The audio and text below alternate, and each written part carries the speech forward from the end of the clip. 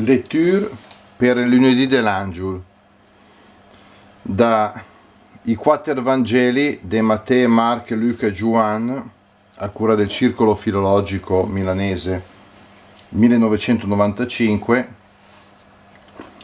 Leggiamo dal capitolo 24 del Vangelo secondo Luca, dal versetto 1 al versetto 12. Dal Vangelo secondo Luca.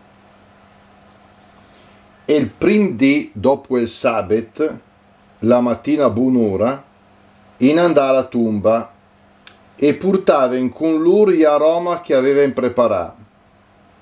Antrò alla preia burlunata via dal sepulcher, manda dent a minga trovare il corpo del Signor Gesù. Intanto che era in camò incert, ecco due uomini comparive vesino a loro, con di vesti sbarlusent. I don si instremì, gli han sbassà la faccia e allora gli uomini gandì, perché cerchi tra i morti quel che le viv? Le minga chi? Le risuscità.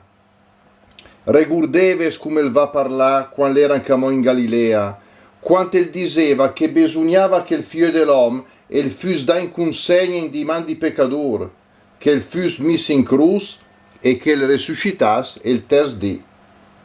E lur si regurdà del suo parol. E tornà in dre del sepulcher an informare di tut quest i vundes e tutti gli altri. Eren Maria de Magdala, Giovanna e Maria de Giacomo. Anche gli altri che erano insieme a lur gliel'han chiunta su agli apostoli. Ma quei che pars che straparlassen e gamminga da tra. Anche Peder l'era corsa al sepulcher e quante se sbassaggiò l'ha veduto mai bint. Le tornà a pien di stupor per quel che era successo.